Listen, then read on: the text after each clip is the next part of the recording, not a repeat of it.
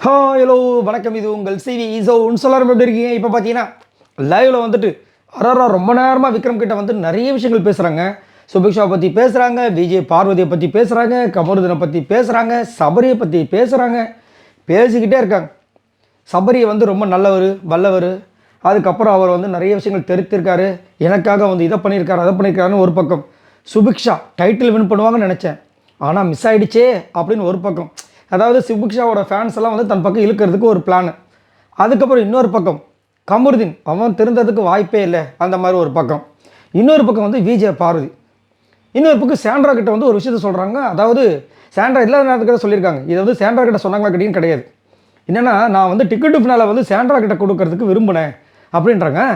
இது என்னடா புது கதையாக இருக்குது இது எப்போ அப்படின்ற மாதிரி நம்ம பார்த்தா அவங்க என்ன சொல்ல வராங்கன்னா, ஆக்சுவலாக போன வாரம் வந்து அரோரா எவிக்ட் ஆகிற மாதிரி அவங்க திங்க் பண்ணியிருக்காங்க. பாருங்கள், அவங்களே நிறைய வாட்டி திங்க் பண்ணியிருக்காங்க.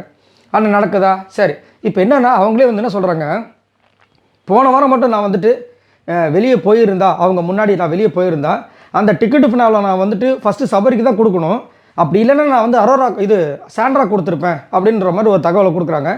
ஏன் அப்படின்னா ஆக்சுவலாக இந்த கார் டாஸ்கில் வந்துட்டு சபரி நின்று இருந்தால் கண்டிப்பாக வந்து அவனுக்கு டிக்கெட்டு ஃபினால் கிடச்சிருக்கும். ஆனால் அவனுக்கு சாய்ஸ் இருந்துச்சு, இந்த டிசிஷனை எடுக்கலாமா வேண்டாமா. எடுக்காமல் என்ன மாதிரி அவன் உட்காந்துருந்தாலும் பிரச்சனை கிடையாது. புரியுதுங்களா? எனக்கு டிக்கெட்டு ஃபினால வேண்டாம், எனக்கு வந்து நான் இந்த விஷயத்தை நான் பண்ணியாகணும்னு சொல்லிட்டு சபரி பண்ணது அது அவருடைய விஷயங்கள்.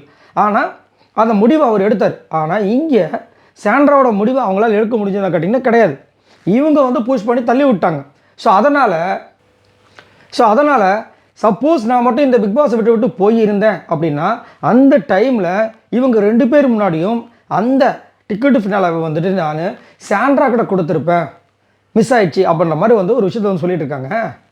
ஆஹா, இதுனே புதுசாக இருக்குன்னு. ஸோ அவங்க மைண்டுக்குள்ளேயே நம்ம டிக்கெட்டு ஃபினால வாங்கினாலும் இந்த வாரம் மேபி வெளியே போயிடுவோமோன்றத திங்கிங் இருந்திருக்கு. இதைத்தான் அவங்களுடைய ஃப்ரெண்டும் சொன்னாங்க, நிறைய பேரும் அதான் சொன்னாங்க. பட் இருந்தாலும் பார்த்தீங்கன்னா அரோரா வந்துட்டு சும்மா கன்னு மாதிரி இந்த பிக் பாஸ் வீட்டுக்குள்ளே இருக்காங்க. ஸோ இதை பற்றி உங்களோட கருத்துக்களை சொல்லுங்கள். டிக்கெட்டு ஃபினாலே பெரிய ஒரு விஷயம். அது ஒரு வாட்டியும் அதை வந்துட்டு வின் பண்ணுறவங்க வந்துட்டு இது வரைக்கும் சரியான ஒரு சம்பவம் பண்ணியிருக்காங்க.